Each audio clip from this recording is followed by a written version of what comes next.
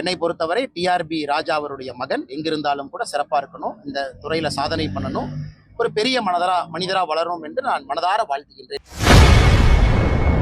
நிகழ்ச்சியில் தனது கையால் பதக்கம் வாங்க மறுத்த அமைச்சர் டிஆர்பி ராஜா மகன் குறித்து செய்தியாளர் சந்திப்பில் பாஜக மாநில முன்னாள் தலைவர் அண்ணாமலை கருத்து தெரிவித்துள்ளார். தேசிய ஜனநாயக கூட்டணி வந்துருச்சு, அதனால விஜய் அவர்கள் கடுமையா முயற்சி செய்யட்டும், அவருக்கு என்னுடைய வாழ்த்துக்கள். நல்ல சண்டை நல்லதுதாங்க, எல்லாரும் சண்டை போடணும், மக்கள் முன்னாடி போய் நிக்கணும், நல்ல தலைவர்களை மக்கள் தேர்ந்தெடுக்கணும்.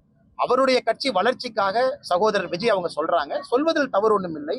அவங்க கட்சி அதுக்கு தாங்க நடத்துறாங்க, இரண்டாவது மூன்றாவது வருவதற்காக கட்சி நடத்துறாங்க.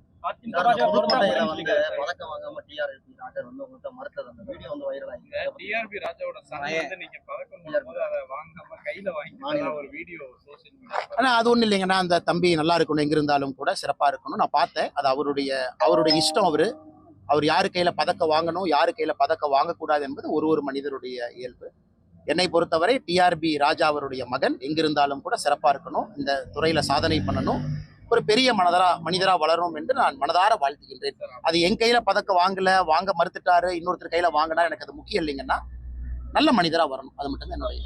குறிப்பா சில முன்னாள் அமைச்சர்கள், சட்டமன்ற உறுப்பினர்கள் அதிமுக என்ன பேசுறாங்கன்னா, அண்ணாமலையே எடப்பாடி பழனிசாமியை முதல்வராக பேசிட்டாரு, இதுவே நம்ம வலிமையா இருக்கிறதுக்கான ஒரு எடுத்துக்காட்டு அப்படின்னா கூட மதுரையில ராஜன் சிலப்பா பேசுறாங்க. கட்சி அண்ணாமலையே சொல்லிட்டாங்க அப்படின்னு இல்லைங்கன்னா, இதுல என்னன்னா, அண்ணாமலை இந்த கட்சியினுடைய ஒரு தொண்டனுங்கண்ணா. இந்த அண்ணாமலை எப்பொழுதும் உணர்கின்ற ஒரு மனிதன், இந்த கட்சியில தொண்டனாக இருப்பது எனக்கு ஒரு பெருமைங்கண்ணா. மற்ற எல்லா பதவிகளும் கட்சி கொடுப்பது. இந்த கட்சியில எங்களுக்குள்ள 1008 விஷயங்கள் இருந்தாலும், இந்த பாதையில போலாம், இப்படி போலாம், 2026 இப்படி போலாம், 2031 அப்படி போலாம், எங்களுக்குள்ள கருத்து வேறுபாடுகள் இருந்தாலும் கூட தலைவர்கள் ஒருங்கிணைந்து 2026 இப்படித்தான் நம்ம போறோம், தேசிய ஜனநாயக கூட்டணியினுடைய முதலமைச்சர் வேட்பாளர் திரு எடப்பாடி பழனிசாமி அவர்கள் என்று சென்னை பிரஸ் மீட் அதுல தெளிவாக சொன்னோம்.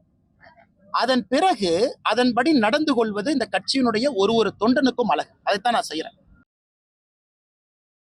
செய்திகளை உள்ளது உள்ளபடி தெரிந்து கொள்ள ரெஃப்ளெக்ட் நியூஸை சப்ஸ்கிரைப் பண்ணுங்க.